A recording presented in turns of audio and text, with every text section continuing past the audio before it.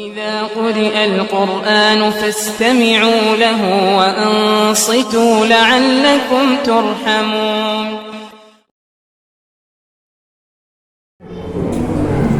Bismillahirrahmanirrahim. Assalamualaikum warahmatullahi wabarakatuh. Innal hamdalillah hamdan katsiran thayyiban mubarakan nahmaduhu wa nasta'inuhu wa nastaghfiruh wa na'udzu billahi min shururi anfusina wa sayyiati a'malina. May yahdihillahu fala mudilla lahu wa may yudlilhu fala hadiya lahu. Asyhadu an la ilaha illallah wa asyhadu anna Muhammadan abduhu wa rasuluh. Allahumma shalli ala sayyidina Muhammadin wa ala alihi wa sahbihi ajma'in. Wa qala Allah ta'ala ya ayyuhalladzina amanu taqullaha wa qulu qawlan sadida yuslih lakum a'malakum wa yaghfir lakum dhunubakum wa may yuti'illaha war rasul faqad faza fawzan 'azima. Allahul alim. Yang kami hormati segenap DKM Masjid Al-Furqan, para orang tua, para guru, para asatidz, Bapak Ibu yang dimuliakan Allah. Malam yang berbahagia kali ini tidak ada kata dan ungkapan yang patut kita ucapkan, melainkan kita sama-sama memanjatkan puji syukur kehadirat Allah Subhanahu wa Ta'ala yang telah menuntun, Allah Subhanahu wa Ta'ala yang telah memilih kita, mentakdirkan kita bisa hadir di rumah Allah Masjid Al-Furqan dalam rangka silaturahmi dan taklim. Harapannya semoga melalui silaturahmi, melalui taklim, Allah kuatkan iman kita, Allah mudahkan segala urusannya, dan semoga taklim seperti inilah yang telah dapat meringankan kita di hadapan Allah Subhanahu wa Ta'ala. Tidak lupa tentu salawat dan salam kita sampaikan pada junjungan alam Nabi kita Muhammad Sallallahu Alaihi Wasallam yang telah menuntun, membimbing, membawa kita pada jalan yang diridhoi oleh Allah Subhanahu wa Ta'ala. Bapak Ibu yang dimuliakan Allah, sebenarnya jauh hari Ustaz Bedi barangkali mohon saya bisa Kamis pertama untuk mengisi taklim, ya taklim bulanan di Masjid Al-Furqan, ya Kamis pertama, Kamis malam Jumat. Dan alhamdulillah hari ini bisa dimulai dengan materi yang diharapkan, yaitu mengkaji tentang Al-Quran. Itu saya lihat kita bersama-sama belajar tentang Al-Quran. Bapak Ibu Saudara yang dimuliakan Allah, kenapa kita harus belajar Al-Quran? Karena Al-Quran inilah jalan hidup kita. Yang namanya orang hidup perjalanan, kalau tidak ada ragu-ragunya, dikhawatirkan kita kesasar. Gimana supaya tidak kesasar, supaya tidak tersesat? Melalui Al-Quran inilah diharapkan kita semua tahu tujuan hidup, tahu bahwa Al-Quran inilah jalan hidup dari Allah Subhanahu wa Ta'ala. Sebagaimana Allah Ta'ala berfirman dalam surat dalam Al-Quran mengatakan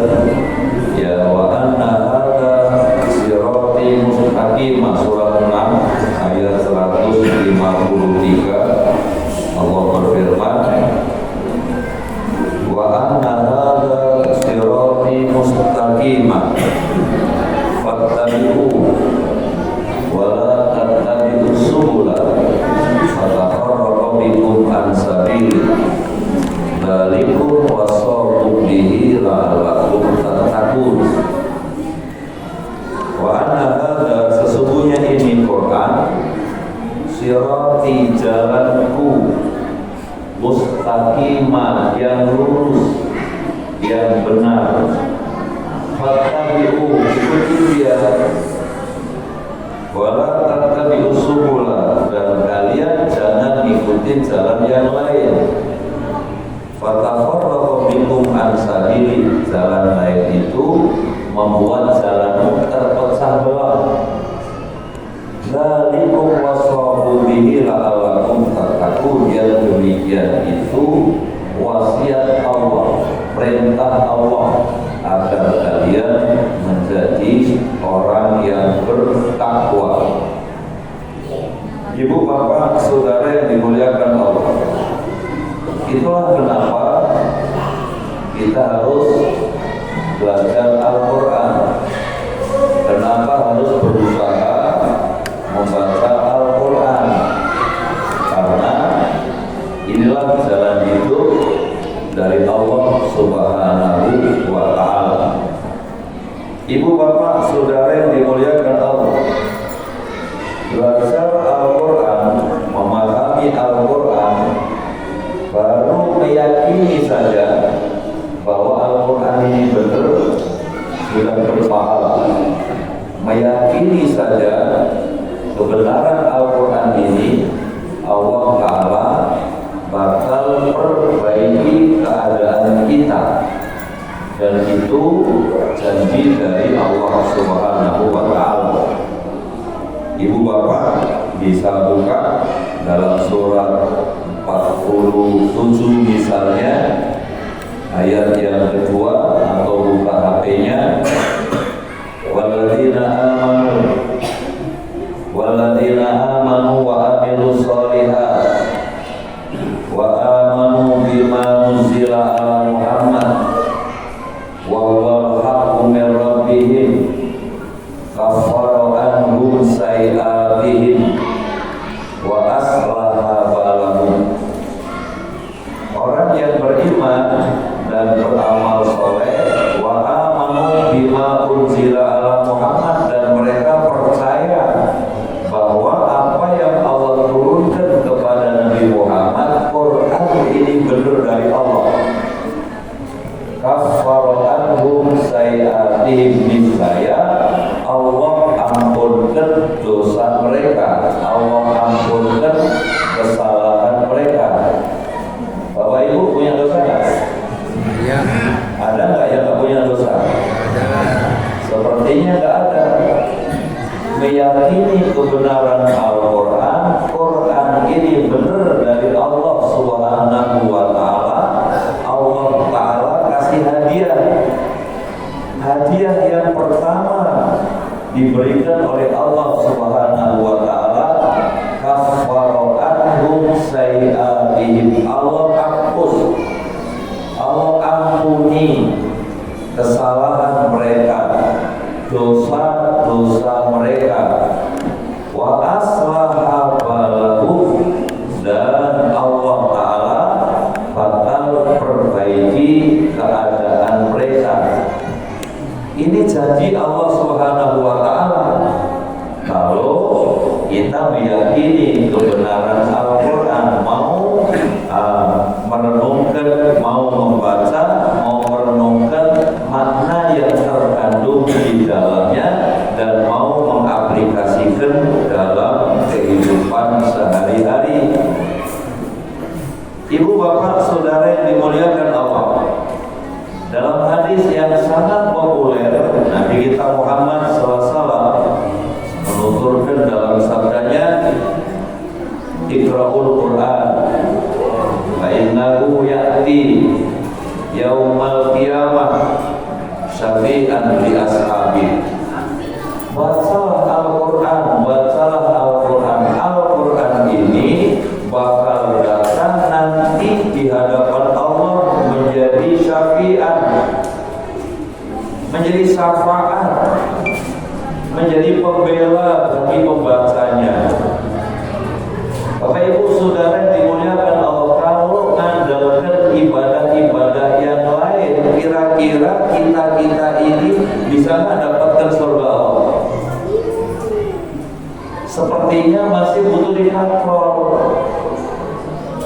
sepertinya masih butuh ditolong.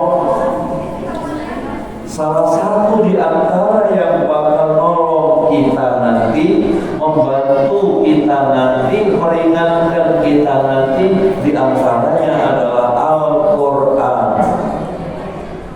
Karena itu, ibu bapak, saudara, jangan sungkan, jangan malu. Ayo mulai belajar, ayo mulai buka Al-Quran. Dan Allah Subhanahu wa Ta'ala menjamin, insya Allah Al-Quran itu gampang, itu Pak Nur. Dan itu dijamin oleh Allah dalam surat 54, ya, diulang sampai 4 kali dalam satu ayat. Walaqad yassarnal Qur'ana lidzikri wa hal min mudzakir.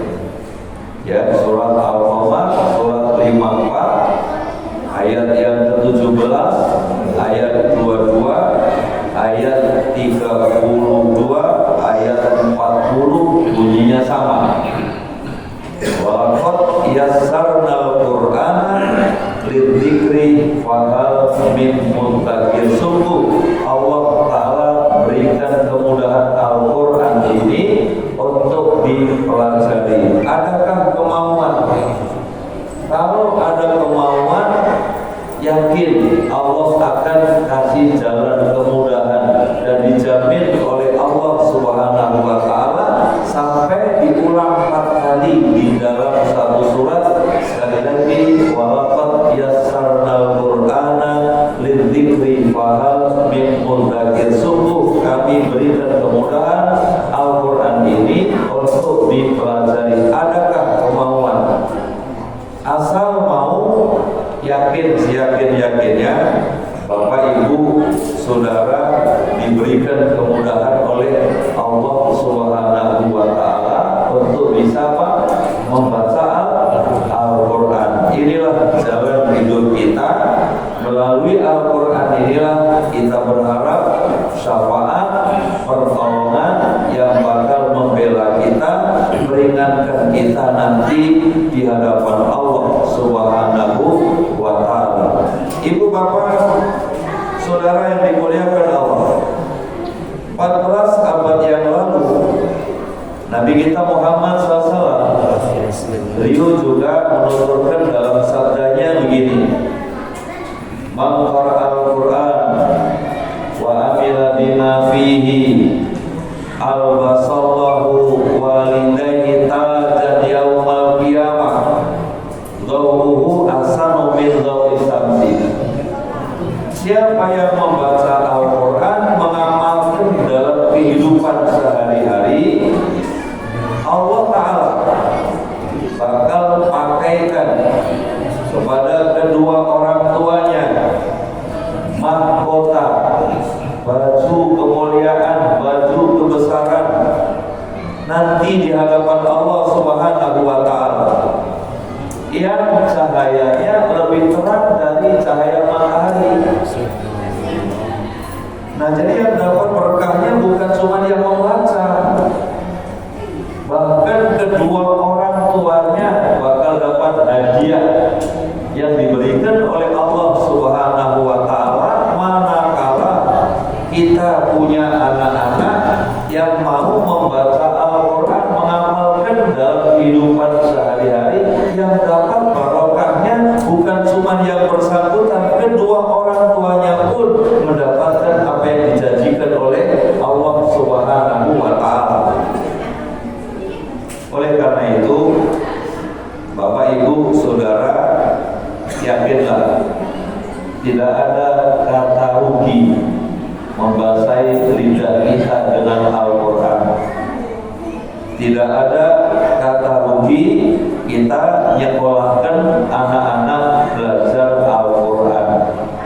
Tetapi kalau kita mengabaikan Al-Quran, meninggalkan Al-Quran, Allah Ta'ala berjanji dalam surat Az-Zukhruf surat 43 ayat 36.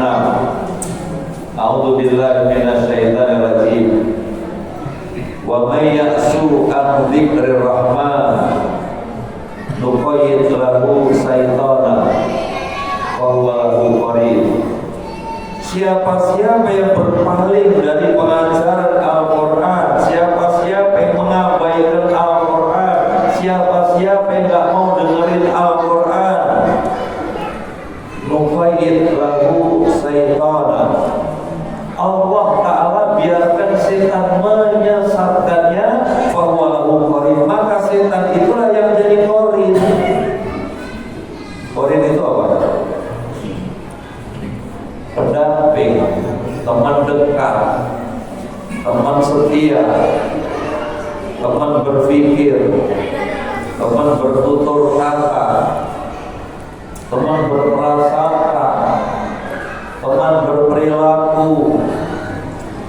Bapak Ibu bisa bayangkan kalau kemudian teman berpikir, teman bertutur kata, teman berperilaku selalu setan yang mempengaruhi, kira-kira 24 jam itu bisa nggak nilai ibadah? Dipastikan jauh dari Allah Subhanahu wa Ta'ala. Inilah pentingnya kenapa kita harus membuka Al-Quran, kenapa kita harus belajar Al-Quran. Dan itulah yang Rasulullah katakan, khairun nas man ta'allama al-Quran wa 'allama. Sebaik-baik manusia itu orang yang belajar Al-Quran dan mau mengamalkannya. Seorang tabi'in Abu Abdurrahman As-Sulaimi, beliau belajar Al-Quran dengan Khalifah Utsman bin Affan, dengan Khalifah Ali bin Abi Thalib. Beliau belajar dengan Abdullah bin Mas'ud. Dengan sungguh-sungguh beliau belajar. Setelah beliau belajar Al-Quran dan beliau memahami, bisa membaca dan juga mengenal Al-Quran, lalu beliau berusaha duduk di majelis mengajarkan Al-Quran itu sampai 40 tahun, sampai ujung akhir hayatnya. Dan beliau teringat dalam surat Yasin itu, in huwa illa dzikru wa qur'anun mubin. Quran itu adalah zikir, Quran itu pelajaran, Quran itu adalah kisah yang nyata. Berdasarkan ayat itu berusaha beliau mengajarkan sampai 40 tahun. Ibu bapak saudara yang dimuliakan Allah, kalau hitung-hitungan, anggap deh belajar sampai 20 tahun, 40 tahun, berarti kira-kira usia 60 tahun. Kalau belajarnya 40 tahun, ditambah 40 tahun, 80 tahun, Pak Nuari. Abdurrahman As-Sulaimi berusaha gak bosan-bosannya duduk di majelis. Untuk apa? Untuk mengajarkan Al-Quran, mengamalkan sabda Nabi kita Muhammad SAW, khairun nas man ta'allama al-Quran wa 'allama. Sebaik-baik manusia itu orang yang berusaha belajar Al-Quran dan mengamalkannya. Bapak Ibu saudara yang dimuliakan Allah, kalau kita bandingkan dengan kita ini, mohon maaf, baru belajar setahun 2 tahun udah bosan. Belajar setahun 2 tahun ada di majelis kurang semangat. Abdurrahman As-Sulaimi 40 tahun beliau duduk ada di majelis. Kenapa? Pengen dapat berkahnya Al-Quran, pengen dapat syafaat Al-Quran nanti di hadapan Allah Subhanahu wa Ta'ala. Ibu bapak saudara yang dimuliakan Allah, di surat lain, kalau kita pengen beruntung, kalau nggak salah surat Fatir, surat 35 ayat 29, Allah Ta'ala berfirman, innal ladzina yatluna kitaballah wa aqamus shalah wa anfaqu mimma razaqnahum sirran wa alaniyah. Di dalam surat sekali lagi 35 ayat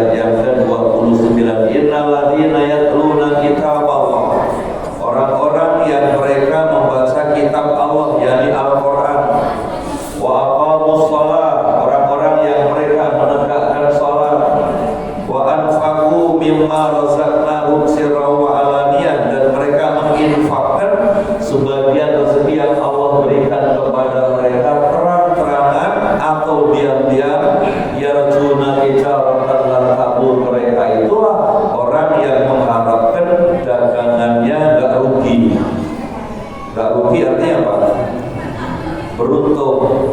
Kalau kita ingin beruntung, resep yang ditawarkan oleh Allah 3 hal yang harus dijaga, 3 hal yang harus dirawat.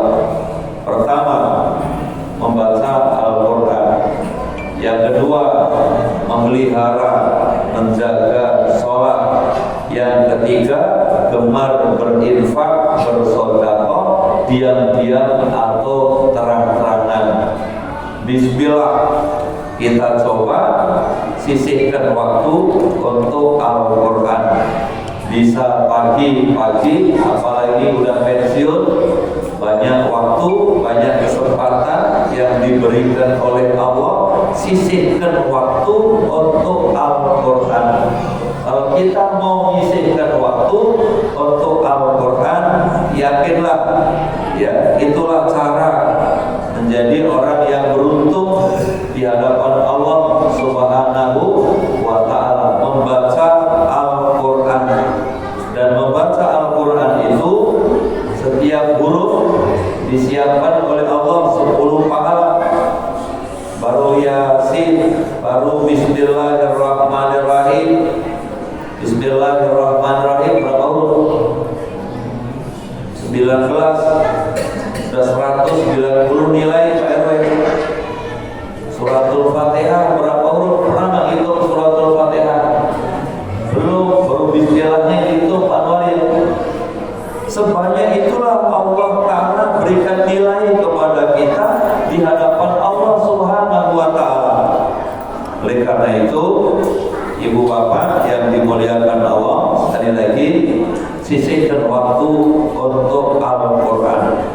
Yang kedua, kalau kita ingin beruntung berdasarkan 35 ayat 29 tadi, wa aqamus shalah, pelihara sholat, jaga sholat, ya, dirikan sholat, tegakkan sholat. Kenapa? Berkali-kali disampaikan oleh guru-guru kita, sholat itulah yang pertama nanti dihitung di hadapan Allah.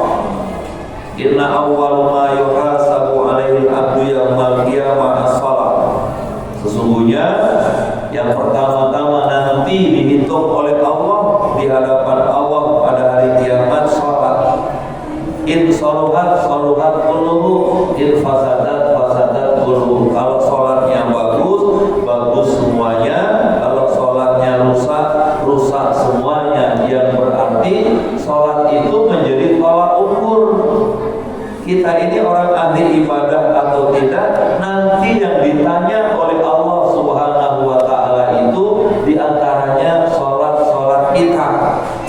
Surat 68 ayat 42, 43 Allah berfirman begini, yauma yunsafu an saqin wa yud'auna ila sujud fala yastati'un khasi'atan absaruhum tarhaquhum dhillah wa qad kanu yud'auna ila sujud wa hum salimun.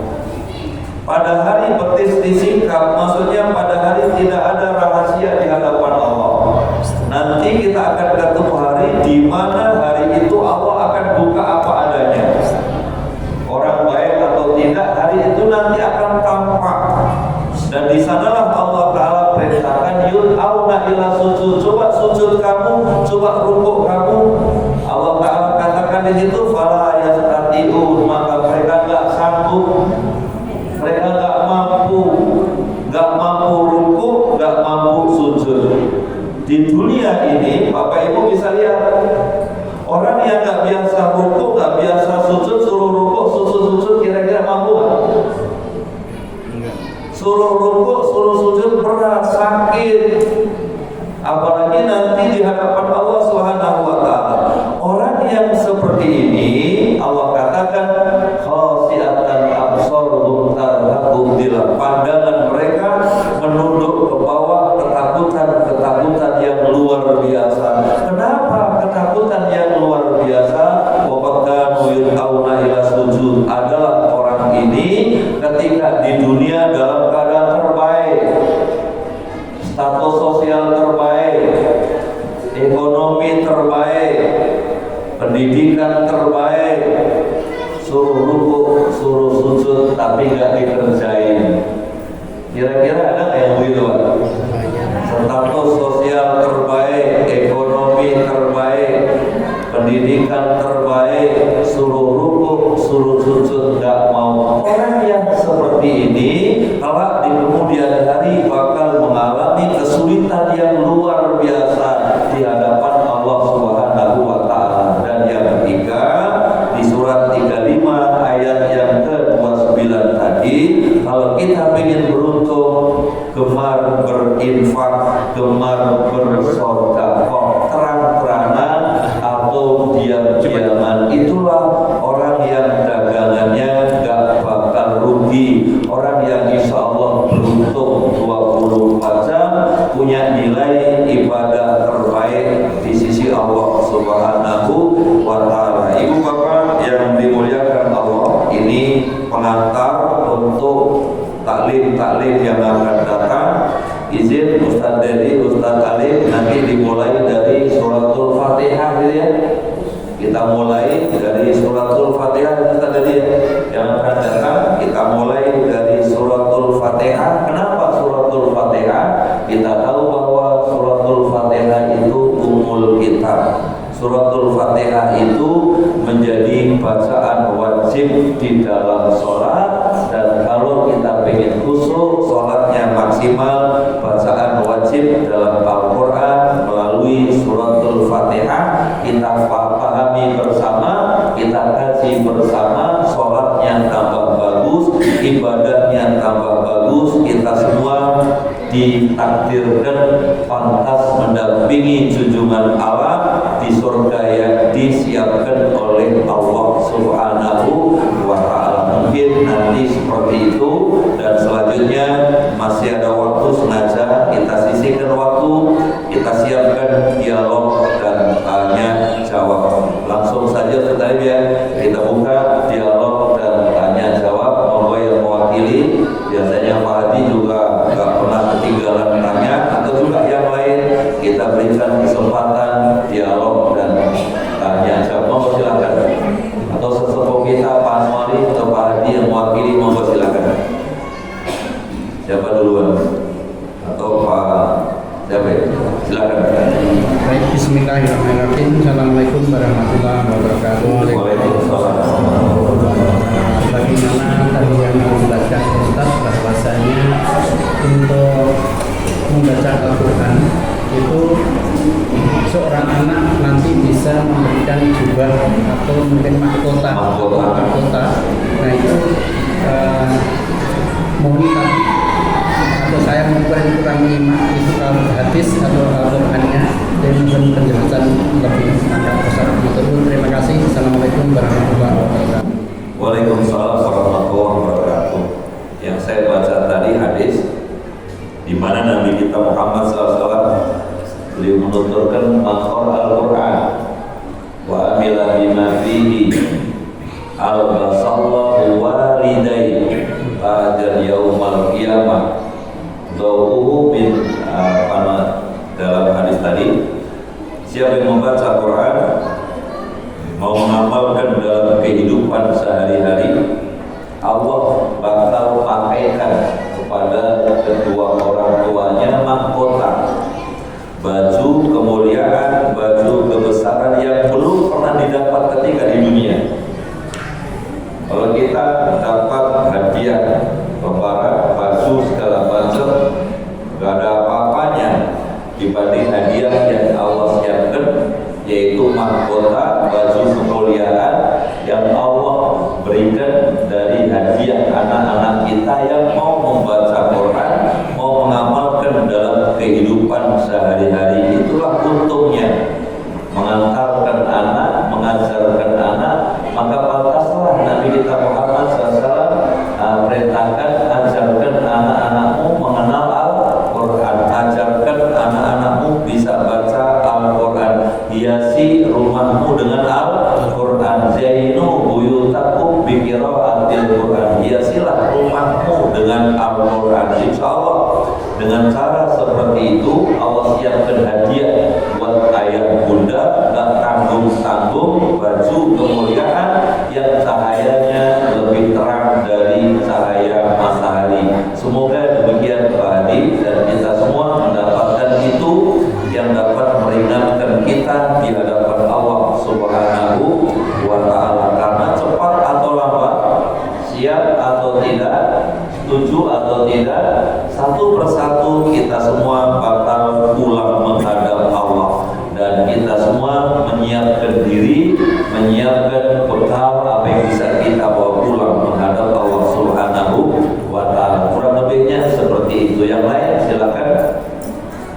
Dari mana nih? Sebelah yang mewakili Pak RW, yang mewakili belum, masih ada waktu Pak RW. Sengaja kita pengajian perdana memulai wis malam Jumat, sengaja kita siapkan waktu untuk dialog sekaligus menampung aspirasi kemauan dari Bapak Ibu. Monggo silakan yang lain atau mewakili, monggo silakan. Atau ibu-ibu, monggo silakan ibu. Masih ada waktu 5 menit ibu. Silakan. Atau yang muda-muda, monggo silakan. Atau diwakili, siapa yang mewakili, monggo silakan. Ada? Monggo, Fadul. Waalaikumsalam warahmatullahi wabarakatuh. Waalaikumsalam warahmatullahi wabarakatuh. Kita kan kalau zaman sekarang ini sudah ada aplikasi itu Ustaz. Terus apakah itu juga kita kan nggak megang sama Quran, apakah itu juga berpahala? Yang kedua, kita punya grup misalnya One Day One Juice, tapi One Day One Juice tersebut kita bagi-bagi itu per orang, jadi total dalam satu hari itu 1 juz. Apakah itu juga kita dapat pahala dari teman-teman kita kan dalam satu grup itu satu juz atau sendiri-sendiri gitu ya per orangan seperti itu. Mungkin itu. Alhamdulillah Bapak Ibu yang dimuliakan Allah, cara untuk bisa menghatamkan Al-Quran melalui media ini sebenarnya kemudahan yang diberikan oleh Allah Subhanahu wa Ta'ala. Banyak grup, kemudian saling mengingatkan. Ada 1 hari 1 juz, ada 1 hari 1 juz dibagi-bagi sebagai pemula, mengingatkan kita di mana Nabi kita Muhammad SAW beliau menuturkan dalam sabdanya, "Man qara'al Qur'an wa huwa mahirun ma'asfaratil kiramil barra walladhi yataqa wa huwa saqun falahu ajran." Siapa yang membaca Quran dengan mahir, dengan fasih, 1 juz tadi mahir, 1 juz tadi fasih, Allah Ta'ala tempatkan bersama malaikat yang mulia. Dan siapa yang membacanya masih terbata-bata, masih berat, panjang pendeknya enggak jelas, falahu ajran, Allah siapkan 2 pahala. Pahala pertama meyakini kebenaran Al-Quran, pahala kedua masih mau membaca walau terbata-bata, masih punya nilai di hadapan Allah Subhanahu wa Ta'ala. Mau belajar bisa melalui medsos, mau belajar, mau menghatamkan cara melalui teman grup, tetap bernilai. Yang menilai adalah Allah Subhanahu wa Ta'ala. Dan terus belajar dan terus belajar, ada talaki, ada pertemuan dengan guru-guru, karena belajar Al-Quran itu beda dengan yang lain. Karena belajar Al-Quran itu mesti ketemu, mesti ada talaki, ketemu dengan guru, bisa baca lalu dibenarkan bacaannya panjang pendeknya. Karena belajar dengan guru dengan belajar tanpa guru itu beda. Suruh belajar baca surah Yasin tanpa guru, kalau tanpa guru tahu enggak basmalah enggak, belajarnya pakai bahasa Indonesia Yasin. Karena belajarnya pakai bahasa Indonesia beda, ya kan Yasin kan di situ tulisannya. Yasin tulisannya Yasin. Belajar tanpa guru beda dengan belajar yang dibimbing guru. Ada Ustaz Dedi, ada Ustaz Alim, begitu baca surat Yasin, a'udzubillahi minasyaitonir rajim, bismillahirrahmanirrahim, Yasin. Itu bedanya. Kenapa? Kita harus talaki, harus bertemu, dan harus diucapkan supaya panjang pendeknya benar. Warattilil Qur'ana tartila, bacalah Al-Quran itu dengan tartil, panjang pendeknya, makhrajnya, supaya makna yang terkandung di dalamnya mana yang diharapkan tetap bernilai yang menilai Allah Subhanahu wa Ta'ala. Satu hari satu juz atau satu hari satu juz dibaca rame-rame salaman per ayat, karena memang kemampuannya baru sampai di situ. Nah, tetap bernilai di hadapan Allah walau bacanya terbatas-batas. Membaca Al-Quran, mendengarkan Al-Quran, yang dengar saja bernilai.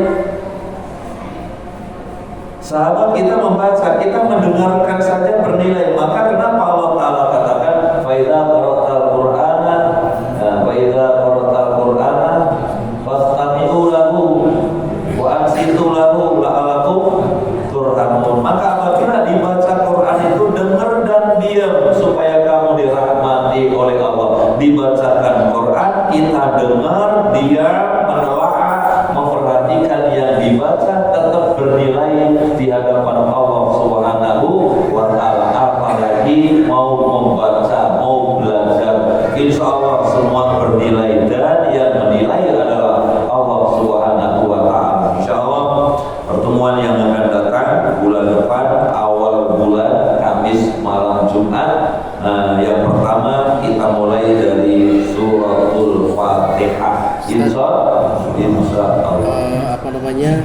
Insya Allah nanti biar lebih masuk belajarnya, mungkin kita sarankan semuanya pakai Al-Quran saja. Jadi lebih mengena gitu. Alhamdulillah, ini yang sebenarnya saya harapkan. Ya, kalau kita nanti semua bawa, kita baca, kita lihat, dan nanti al-masjid nyakin Al-Quran, atau yang lebih bagus lagi masing-masing bawa Al-Quran. Kemis malam Jumat kita belajar bareng, kita buka bareng. Saya setuju banget. Kalau tadi saya mau ngomong gak enak, kalau dimulai dari pengurus masjid, ini yang kami harapkan semua bawa. Kita bawa. Setuju ya? Setuju. Semua setuju ya? Setuju. Iya, kita semua setuju bawa Al-Quran. Insya Allah bawanya saja ibadah, mencarinya saja sudah beribadah. Kalau bukan kita yang bawa, siapa? Kita yang buka siapa? Kita yang baca siapa? Kita lah yang membawa, kita lah yang membuka, kita lah yang membaca bersama-sama. Insya Allah setuju banget saya, dan itu yang kita harapkan. Insya Allah semoga demikian, sehingga barokah Al-Quran Allah limpahkan kita semua. Amin ya rabbal alamin. Udah masuk Isya, kita cukupkan dan kita tutup dengan doa majelis. Subhanallahumma wa bihamdika